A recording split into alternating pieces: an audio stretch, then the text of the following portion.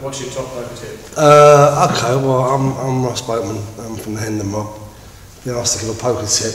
I'm not sure. I'm not very good at giving tips, but I'll talk a little bit about poker. Poker's it's a game of opinion. Everybody's got a different one. There's lots of different styles of play, but basically there's two schools of thought, as far as I'm concerned.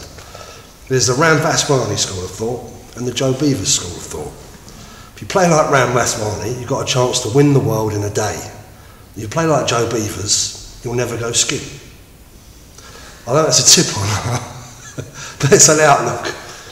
The rest is up to you. See ya. Hi, I'm Ram Vaswani from the Hendon Mob, and I'm going to give you a little tip today. Basically, you know, I always think when I'm playing in a poker tournament, it's always better to be quiet, not to give anything away, not to be emotional. So basically, my tip is to you not to give any tips, and that's it.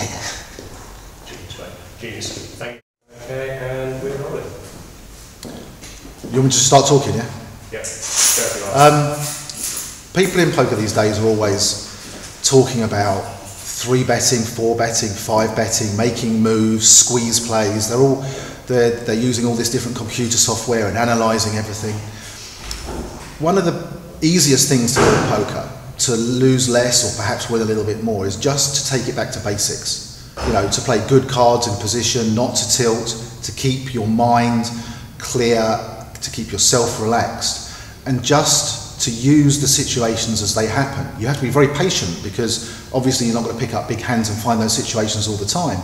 But if you're not making all those elaborate plays and trying to outthink yourself all the time, you're going to avoid a huge amount of mistakes. So, you know, take it back to basics. Play fewer hands, and when you play them, make sure you're raking the chips.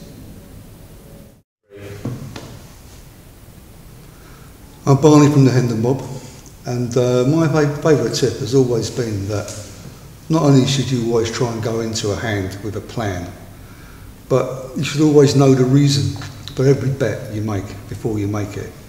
Which sounds kind of obvious, but you do see people sticking the bet in just to see what will happen, and then when they get raised, they obviously don't know what to do. Well, you should already know what you're going to do when you get raised. You should know the purpose of the bet.